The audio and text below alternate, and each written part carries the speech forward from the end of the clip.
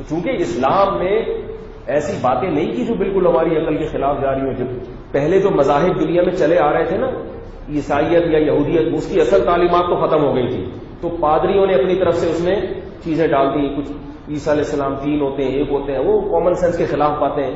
لوگ کہہ رہے ہیں کہ یار 2 اور 2 جب 4 ہوتے ہیں تو 3 خدا تو پھر 3 ہوں گے نا، وہ 1 کیسے ہو گئے؟ تو انہوں نے کہا نہیں، یہ باتیں تمہاری عقل سے نہیں، جو بزرگوں نے فرما دیا اس کو مان لو. آئی بس. تو وہ لوگ کہے بھائی حضرت جی نے فرمایا تو حضرت جی تو غلط نہیں ہو سکتے. تو وہ ایسی توہم پرستی آنا شروع ہوئی اور مذہب کا بیڑا غرق ہو گیا. آج بھی ہو رہا ہے مسلمانوں میں. بزرگ نے جو فرما دیا پتھر پہ لکیر بن گیا، پتھر پہ لکیر بن گیا. ہاں اتنا ضرور ہے کہ پچھلی امتوں میں سارے گمراہ ہو گئے تھے، اس امت میں سارے گمراہ نہیں ہوں گے. جہاں کچھ ٹریک سے ہٹیں گے وہاں ایک امت کا بہت بڑا طبقہ علماء کا وہ سیدھے راستے پر چلے گا، کیونکہ نبی دوبارہ نہیں آئیں گے. اس لیے نبی نے فرمایا لا تجتمع امتی علی ضلالۃ، میری امت گمراہی پہ جمع نہیں ہوگی. اب میں باتیں کرتا ہوں بہت ساری بالکل کامن سینس کے مطابق ہوتی ہیں، بالکل عقل سے بھی شریعت سے بھی. لوگ فون کر کہتے ہیں ہمارے شیخ منع کر رہے ہیں، ہمارے شیخ اس کے خلاف ہیں.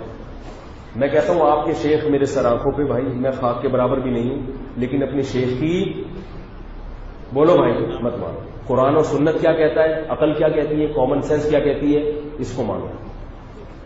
پھر بھی اگر شیخ کی مانو گے تو یہ شریعت نہیں ہے، یہ شخصیت پرستی ہے، یہ شخصیت پرستی ہے. پچھلی امتیں اسی شخصیت پرستی کی وجہ سے گمراہ ہوئی ہیں.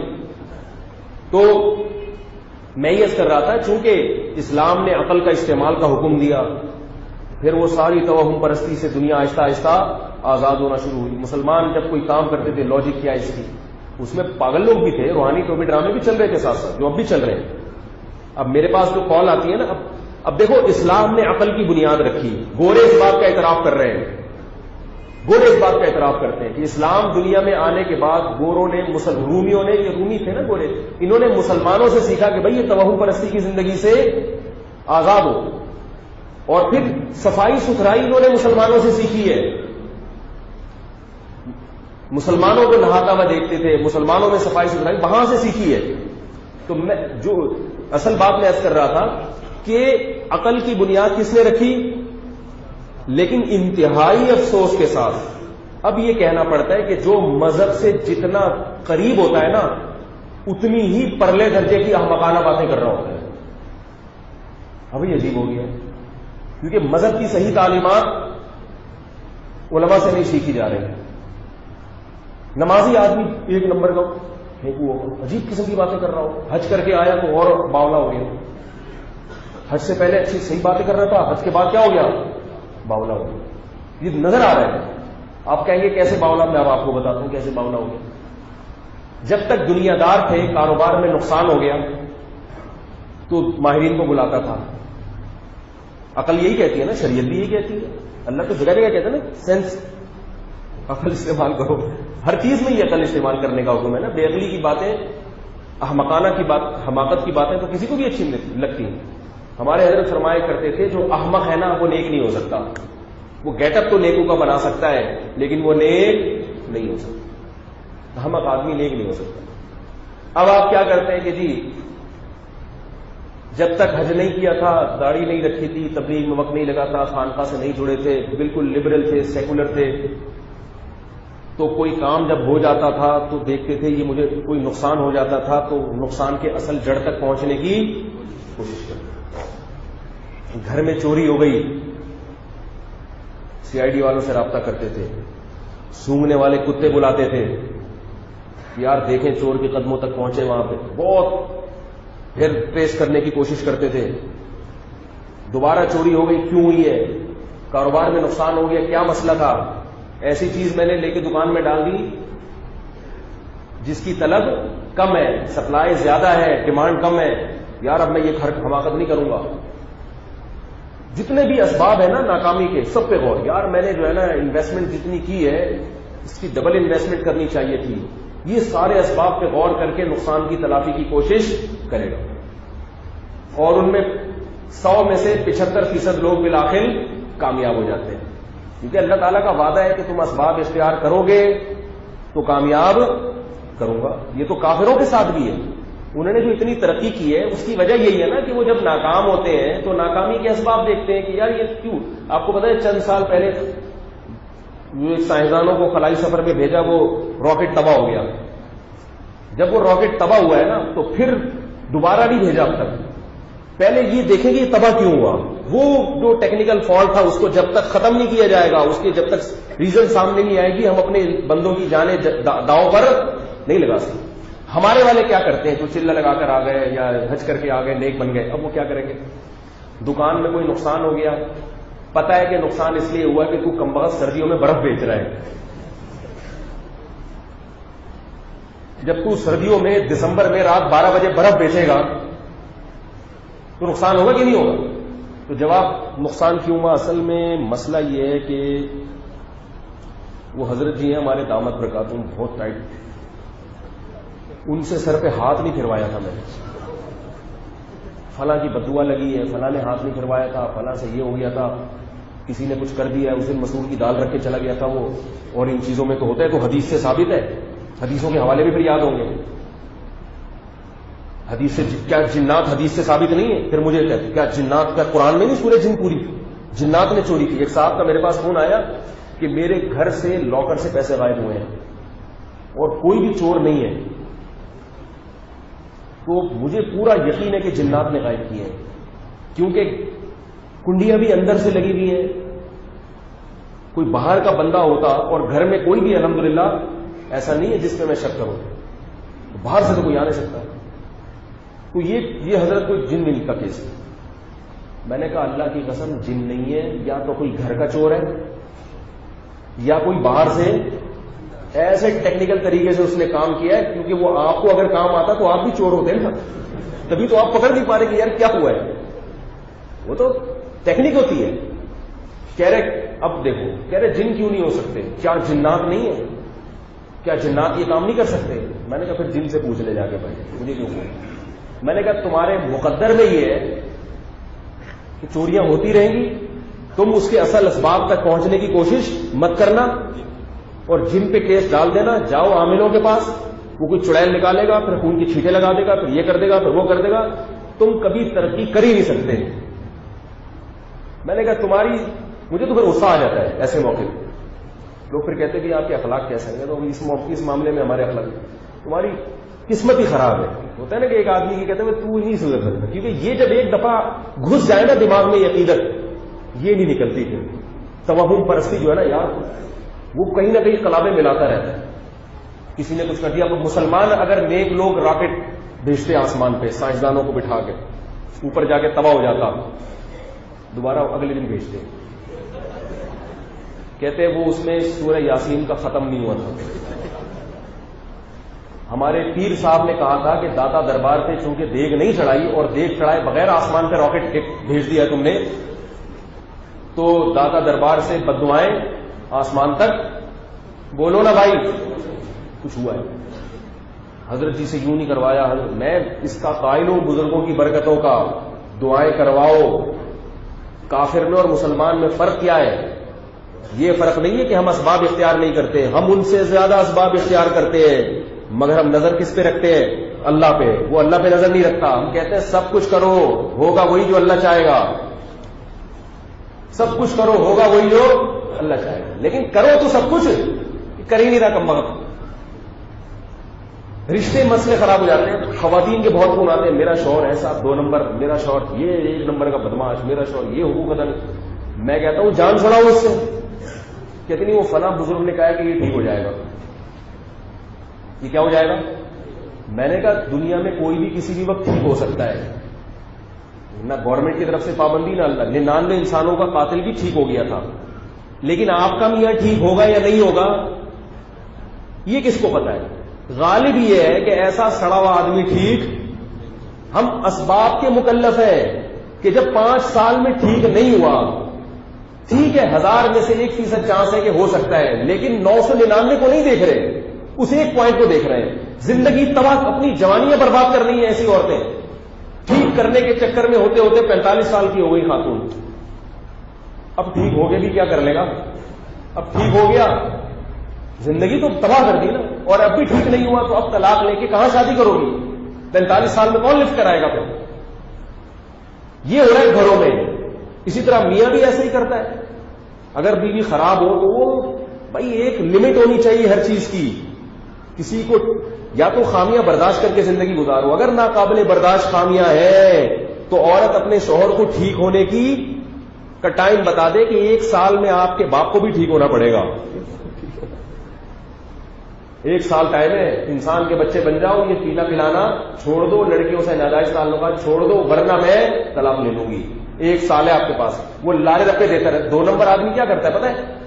2 نمبر آدمی کہتا ہے اس کو پتا کہ میری بیوی نے میری غلطیاں مجھے پیتے ہوئے بھی دیکھ لیا، لڑکیوں سے دوستیاں بھی دیکھ لی، گھر میں ٹائم نہیں دے رہا. بہت ذہنی ٹارچر کر رہے ہوتے ہیں جو خراب مرد ہے نا اپنی بیویوں کو. اب عورت اپنے ابا کو بتائے گی، لڑکی ابا کو بتائے گی، ابا میرا میاں ایسا، ابا میں ذہنی مریض بن رہی ہوں، ابا مجھے ٹینشن ہو رہی ہے. ابا کہتے ہیں دیکھو اللہ کے خزانوں میں کسی چیز کی کمی بولو بھائی نہیں ہے. ہم اس کو سمجھاتے ہیں. پہلے اسٹیپ میں تو یہ ٹھیک ہے کہ بھئی اس کو ہم سدھارنے کی کوشش کرتے ہیں. ٹھیک ہے، پہلی دفعہ میں یہ بات صحیح ہے. سدھارنے کے لیے تبلیغ والوں سے رابطہ کہ یار ہمارا داماد ہے، ذرا اس کو بھی کبھی کبھار سیروزے میں لے جاؤ. پورا زور لگا لیا، اس کو بھی بٹھا کے جرگہ بٹھا دیا، یار انسان کا بچہ بن جا، میری بیٹی ذہنی مریض بن رہی ہے، اللہ کا واسطہ. تو ایک حد ہونی چاہیے نا. 1 سال دیکھ لیا کہ بھائی نہیں بن رہا انسان کا بچہ.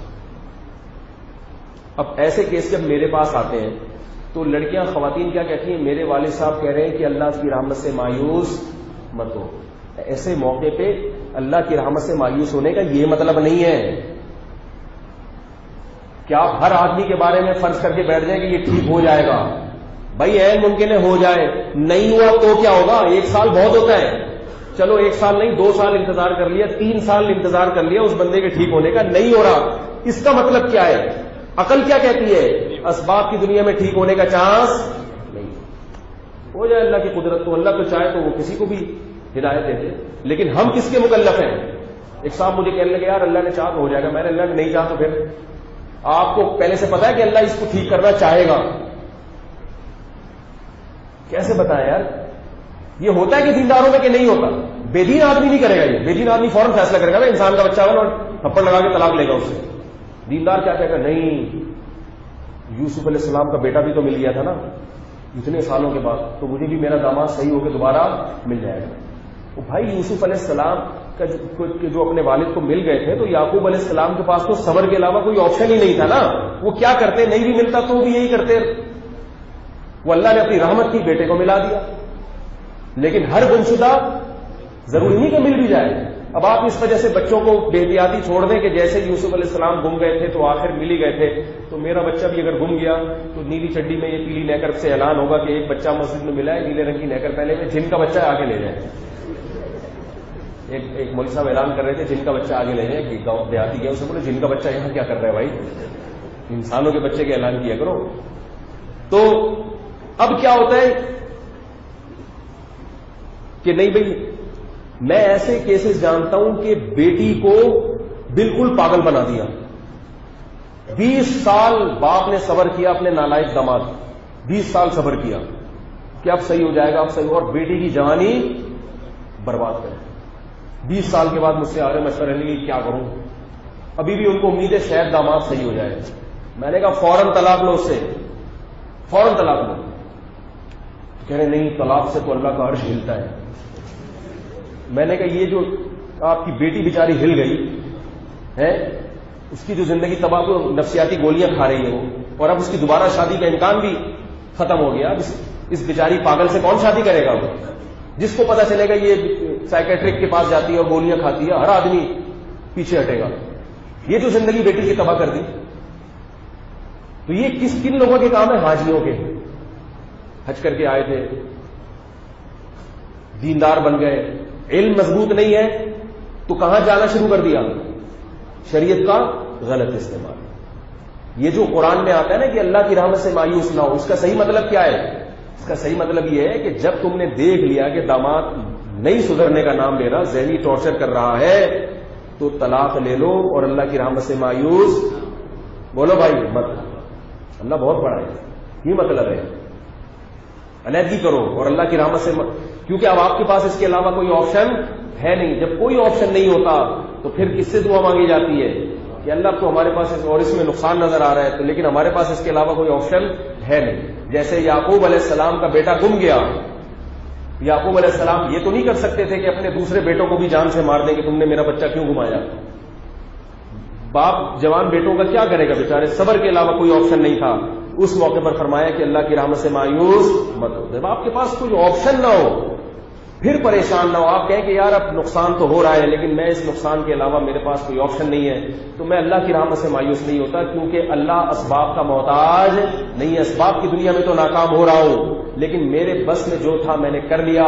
اب اللہ اپنے سے امید ہے کہ اپنی رحمت کے دروازے کھولے گا. تبھی قرآن میں اللہ نے کیا فرمایا کہ اگر میاں بیوی میں نہیں بن رہی, یہ آیتیں آپ بہت کم سنیں گے ممبروں سے, میاں بیوی میں جوڑ کی تو آپ سنیں گے اور ہونا ہی جوڑ ہی ہونا چاہیے اصل, لیکن اگر ایسی سخت حالت چل رہی ہے تو اللہ نے قرآن میں طلاق کی ترغیب دی ہے.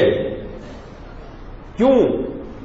اسلام وہ بات کرے گا جو کامن سینس کے بولو نا بھائی مطابق ہو.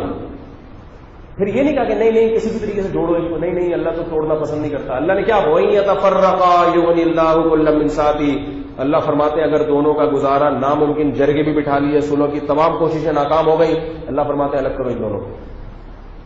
کیا فرما رہے بولو بھائی, الگ کرو. اے اللہ یہ الگ بچے کہاں جائیں گے, یا اللہ یہ کیا ہو جائے گا.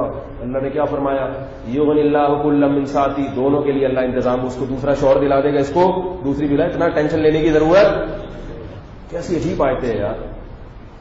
یہ ہے اسلام, بالکل نیچرل مذہب, بالکل ایسی تعلیمات جو آسانی سے, بھائی شادی کا مقصد کیا سر پھوڑنا ہوتا ہے ایک دوسرے کا, ایک دوسرے کو برداشت کرنے کے لیے شادی کی جاتی ہے. اب بعض خانقاہوں میں کیا ہوتا ہے کہ مرید اپنے شیخ کو بتاتے ہیں کہ بیوی کے یہ عذاب آ گیا, عورت اپنے شیخ کو بتاتی ہے میرا میاں اتنا مارتا پیٹتا ہے, میرا زندگی عذاب بنا دی ہے. شیخ اس کو, میرے پاس تو آتے ہیں نا لوگوں کی, شیخ لکھ کے دے رہے ہیں کہ یہ وظیفہ پڑھ کے پھونک مارو, یہ وظیفہ پڑھ کے دم کرو, یہ فلاں سے دعا کرو, صبر کرو. اور ویسی نالائق بیوی ہے, وہ بعض دفعہ مرد کی بیوی نالائق ہوتی ہے, وہ ذہنی مریض بن جاتا ہے. میں نے ہارٹ اٹیک سے مرتے ہوئے دیکھے ہیں, بیوی کی وجہ سے مر گیا بندہ, اتنی ٹینشن دی اس نے. لیکن وہ شیخ کو خط لکھ رہے ہیں تو شیخ کہہ رہے ہیں مرزا مظہر جانا رحمت اللہ علیہ کو جتنے اونچے درجات ملے تھے وہ اپنی نالائق بیوی کی وجہ سے ملے تھے. وہ بھائی مرزا مظہر جانا بہت بڑے بزرگ تھے, برداشت کر لیا, ہر آدمی برداشت. بزرگوں کے واقعات شریعت نہیں ہوتے, وہ تو ایک ترغیب دینے کے لیے کہ تھوڑی بہت نالائق بیوی ہیں وہ تو برداشت کرنی پڑیں گی, خود کون سا پورے سیدھے ہو. لیکن اتنا ذہنی ٹارچر ہو گیا کہ پاگل ہو گیا, یا شوہر نے اتنا ذہنی ٹارچر کر دیا کہ نفسیاتی گولیوں پہ آ گئی ہے وہ, یا آنے والی ہے فوراً. جب مجھے پتا چلتا ہے نا کہ نفسیاتی گولیوں پہ آ گئی ہے عورت, میں کہتا ہوں شوہر کتنا ہی اچھا بھی کیوں نہ ہونا, غلطی کرو. چاہے غلطی کس کی ہو, آپ کی بیٹی کی بھی غلطی ہے, شوہر کی غلطی نہیں بھی ہے, لیکن پریکٹیکلی جو چیز سامنے آ رہی ہے وہ کیا ہے کہ دونوں کا جوڑ نہیں بن رہا. عملی تجربہ یہ ہے کہ داماد میں کوئی خرابی نہیں ہے, خرابی بے شک بیٹی نہیں ہے, لیکن نتیجہ کیا نکل رہا ہے کہ جو نکاح کا مقصد تھا وہ حاصل نہیں ہو رہا. ان کو الگ کرو. حضرت جمیلہ بنت ثابت رضی اللہ تعالی عنہا رسول اللہ صلی اللہ علیہ وسلم کے پاس آئی, صحیح بخاری کی حدیث ہے. عرض کیا کہ یا رسول اللہ میرا نکاح ہوا ثابت الانصاری سے. یا رسول, جمیلہ بنت ثابت تھی, یا کچھ اور نام تھا, جمیلہ تھا نام, باقی کس کی بیٹی تھی یہ ذہن سے نکل گیا. کہنے لگی یا رسول اللہ میں نے شوہر کو پہلے دیکھا نہیں تھا. مطلب یہی تھا ان کا کہ شوہر کو پہلے دیکھا نہیں. خیال یہ تھا بھائی واجبی ہوگا, بعض خواتین کو نہیں چاہیے ہوتا کہ بہت زیادہ ہینڈسم خوبصورت, بھائی ٹھیک ہے ابا نے کر دی تو کچھ صحیح ہوگا, بس اخلاق اچھے ہونے چاہیے تو ٹھیک ہے ابا نے کر دی, وہ کر دی ان کے ابا نے یا بھائی نے. جب دیکھا تو وہ بیچارے شکل و صورت کے بہت ہی کم تھے, بہت زیادہ فرق تھا جو ان کے تصور سے بالا تھا. فرمانے لگی یا رسول اللہ بی من الجمال ما ترا, یا رسول اللہ آپ جانتے ہیں میں کتنی خوبصورت عورت ہوں, اور میرے شوہر جن کے ساتھ میری رات رخصتی ہوئی ہے قد کے چھوٹے ہیں, رنگ انتہائی سیاہ ہے, اور بالکل بھی شکل و صورت میرے میچ کی, یعنی پرسنالٹی پر اعتراض تھا. اور فرمانے گی کہ میں ایک رات بھی ان کے ساتھ گزارا نہیں کر سکتا. اور کیسی صاف گو خاتون تھیں. واللہ لا اعتب علیہ فی دینہ وخلقہ، یا رسول اللہ ان کے اخلاق پر بھی کوئی اعتراض نہیں اور ان کی دینداری پر بھی کوئی اعتراض. بہت نائس پرسن ہے، بہت اچھے آدمی ہے، لیکن شکل و صورت مجھ سے قبول نہیں ہو رہی. آپ صلی اللہ علیہ وسلم خاتون کی کنڈیشن دیکھ لی. تو نبی صلی اللہ علیہ وسلم یقیناً جانتے تھے کہ یہ ایک ایک لفظ کیا کہہ رہی ہیں، بالکل سچ کہہ رہی ہیں. ایک ایک لفظ سچ ہے، ایک بھی جھوٹ نہیں ہے، کیونکہ مبالغہ نہیں کر رہی ہیں. اگر ورنہ جھوٹے الزام لگا دیتی، کہہ رہی مجھے اللہ کی قسم ان کے دین پر کوئی اعتراض نہیں، ان کے اخلاق پر کوئی، کردار پر کوئی اشکال نہیں ہے، لیکن آپ جانتے ہیں میں بہت خوبصورت عورت ہوں اور وہ شکل و صورت کے لحاظ سے بہت ہی کم درجے کے ہیں، اللہ کی قسم گزارا نہیں ہو سکتا. اور ایسے بڑے پیارے الفاظ کہیں انہوں نے، اکرہ الکفر فی الاسلام، یا رسول اللہ میں اسلام میں کافروں والے کام کروں یہ مجھ سے نہیں ہوتا. کیا مطلب؟ مسلمان عورت ہمیشہ اپنے شوہر سے محبت کرتی ہے، اس کو سر کا تاج بناتی ہے، اس کو گھر کا سربراہ بناتی ہے، اس کی خدمت میں فخر کرتی ہے. تو یا رسول اللہ مجھے ان سے طبعی نفرت اتنی پیدا ہو گئی ہے کہ میں جو اسلام کا حکم ہے اس معاملے میں اس کو فالو نہیں کر سکوں گی، محبت نہیں ہوگی، اطاعت نہیں ہوگی مجھ سے، ان کو اپنے سر کا تاج نہیں بنا سکتی. عورت تو مسلم معاشرے میں عورت تو اپنے شوہر سے بہت زیادہ محبت کرتی ہے، تو میں کیسے ان کی خدمت کروں گی، کیسے ان کو خوش کروں گی؟ مجھ سے نہیں ہوگا. تو مجھ سے یہ کفر ہوگا، نافرمانی ہوگی اللہ کی. آپ صلی اللہ علیہ وسلم سمجھ گئے کہ معاملہ کیا ہے سنجیدہ. اب آپ نے یہ نہیں فرمایا، صحیح بخاری کی حدیث ہے، وہ نہیں فرمایا کہ وہ فلاں جگہ ایک بابا ہے ان سے تعویذ لو اور صبح و شام شوہر کو یہ پلاؤ، کیا ہو جائیں گے وہ ایک دم، یا خود پی لیا کرو تو تمہارے دل میں جو ان سے نفرت ہے وہ کیا ہو جائے گی. القیت علیک محبتم منی، یہ والی آیت 486 دفعہ صبح اور 486 دفعہ شام پانی پہ دم کر کے پیو تو کیا ہو جائے گی. یا ان کے شوہر کو بلاتے ہیں کہ یار تمہاری بیوی تم سے محبت نہیں کرتی، ایک چیز ہے میرے پاس، یہ کہ جس چیز کے جو فائدے ہیں وہ لو اور جو سائیڈ افیکٹ ہوتے ہیں نا ان سے بچو. ہمارے یہاں فائدوں کے ساتھ ساتھ سائیڈ افیکٹ بھی آ رہے ہیں، نقصان کی چیزیں بھی آ رہی ہیں. تو اب کیا ہے کہ وہ روحانیت کے نام پہ کیا ہوتا، یہ القیت علیہ کا محبت منی ان کے شوہر کو ان کی بیوی کو پلا دیا جائے تاکہ ان کے دل میں اپنے شوہر کی. لیکن آپ صلی اللہ علیہ وسلم نے اسباب کو دیکھا، ظاہری اسباب. ان خاتون نے دلائل دیے، دلائل کے انبار لگا دیے. یہ نہیں کہا کہ میرے شوہر بدصورت ہیں. بھائی ہر ایک کا شوہر تھوڑی خوبصورت ہوتا ہے، اتنی دلیل کافی نہیں ہے. یا رسول اللہ میں ایکسٹرا آرڈینری خوبصورت ہوں اور وہ ایکسٹرا آرڈینری بدصورت ہیں، ان کے لحاظ سے، صورت کے لحاظ سے. صورت کے لحاظ سے وہ مجھ سے بے انتہا کم اور میں صورت کے لحاظ سے بہت حسینہ. کیسے ہو سکتا ہے؟ پھر صرف صورت نہیں، ان کا قد بھی ایسا، ان کی ہائٹ، یہ سب چیزیں. تو آپ صلی اللہ علیہ وسلم نے گراؤنڈ ریئلٹی کو دیکھ کے فیصلہ کیا ہے کہ ان کو ساتھ رہنا چاہیے یا ان میں بولو بھائی علیحدگی. تو ہمارے نبی نے ہم کو کیا سکھایا کہ فیصلہ کرتے ہوئے جھاڑ پھونک، رقیہ، دم درود، خانقاہ، دم سر پہ ہاتھ اور جن چڑیل بھوت. یہ نہیں کہ اصل میں کچھ جب شادی ہو گئی تھی تو اس وقت تو یہ نہیں باتیں کری تھی، ابھی انہوں نے پڑوس کچھ کیا ہے کسی نے. گراؤنڈ ریئلٹی کو دیکھ کر آپ نے فیصلہ کیا کہ بھائی گزارا مشکل ہے، ان کے شوہر کو بلایا، فرمایا طلقہ، اس کو طلاق دو اور اپنا مہر واپس لو. انہوں نے پورا باغ مہر میں دیا تھا. اور نہ نبی نے ان خاتون کو یہ ملامت کی کہ جب تم نے بغیر دیکھے شادی کی تو بھگتو. بھائی ان سے غلطی ہو گئی لیکن اب اس غلطی کی اتنی بڑی سزا تو نہ ملے نا. ہو جاتی ہے ہر ایک سے غلطی. لوگ یہ بھی کہتے ہیں یار پھر کی کیوں ہے بھائی، کی کیوں بھائی، کر لی یار، غلطی ہو گئی. اس وقت اندازہ نہیں تھا کہ بھائی میرے لحاظ سے وہ اتنی بھی یعنی صورت میں کم ہو سکتے ہیں. ان کا خیال تھا کہ وہ نہیں ہوتے. تو غلطیاں بھی انسان سے ہوتی ہیں، اس کی پھر تلافیاں بھی ہوتی ہیں. تو نبی نے گراؤنڈ ریئلٹی کو دیکھ کر فیصلہ کیا. ان صحابی کو بلایا، بولے بھائی تو کیا کرو، شام ہمیں پھٹے بازی ہوگی، چھوڑ دو یار، تمہارا خرچہ ہوا ہے نا، خرچہ واپس لے لو. تو میں یہ کر رہا تھا کہ اسلام نے اس زمانے میں جب نبی صلی اللہ علیہ وسلم صحابہ کو یہ سب چیزیں سکھا رہے تھے تو اس زمانے میں پوری اسلامی دنیا کے علاوہ جتنے لوگ تھے وہ کیا تھے؟ تو وہ عیسائیت نے طلاق پر پابندی لگائی ہوئی تھی. نہیں، بس اللہ نے جوڑے آسمان پہ بنائے، سر پھوڑو ایک دوسرے کا مگر رہو، ٹھیک ہے نا. تو زنا بھی تھا اور عجیب سا نکل، وراثت کا کوئی سیٹ اپ نہیں تھا. وراثت دی تو پھر اتنی دے دی، عورتوں کو مرد کے برابر دے دی، خرچے مرد پہ ڈال دی اور عورت کو اتنا ہی پیسہ دیا جا رہا ہے. اسلام نے کیسا خوبصورت حکم دیا. مرد کی ذمہ داری، مرد کو وراثت تو زیادہ دی مگر مالی خرچے بھی کس پہ ڈال دیے؟ مرد پہ ڈال دی. تو ہمارا مذہب تو بھائی ساری لاجیکل باتیں کرتا ہے ساری. ہاں کچھ باتیں ایسی ہیں جو ہماری عقل سے بالاتر ہے، تو اس میں ہم کہیں گے بھئی اللہ اس کے رسول نے جو کہا وہ بالکل سچ کہا. اور کوئی بات آپ کو خلاف عقل لگتی ہے تو وہ بعض دفعہ آپ کی عقل کی اپروچ سے بالاتر ہوتی ہے، آپ غلط سوچ رہے ہوتے ہیں اس لیے لگ رہی ہوتی نہیں ہے وہ خلاف عقل. کسی پڑھے لکھے سے پوچھے تو بتائے گا یہ خلاف عقل نہیں. بزرگ کا بیان سنا، وہ کہتے ہیں کہ آج کل لوگ جو ہے نا کسی لڑکی سے حرام محبت ہو جاتی ہے دفتر میں تو شادی کا بہانہ کر کے اس کو سنت کا لیبل لگا کے اس سے شادی کر لے. حرام خواہش پورا کرنے کے لیے نکاح کا سہارا لیتے ہیں لوگ. میں نے کہا یہ عجیب سی بات کر رہے ہیں کامن سینس کے خلاف. حرام خواہش تھی، خواہش تو نہ حرام ہوتی ہے نہ حلال ہوتی ہے، اس کو پورا کرنے کا طریقہ ایک حلال بھی ہے اور ایک حرام بھی ہے. تو اگر وہ نکاح کر کے کرو گے تو وہ حلال ہے، نکاح کے بغیر کرو گے تو وہ حرام ہے. اس لیے بار بار کہتا ہوں کہ مسائل کس سے پوچھیں؟ علماء سے پوچھا کریں. اگر آپ کے شیخ آپ کے مرشد عالم نہیں ہیں ان سے تعلق ضرور رکھیں، ان سے اصلاح ضرور کروائیں، اللہ ان سے ضرور سیکھیں. لیکن جو شریعت ہے وہ کون بتائے گا؟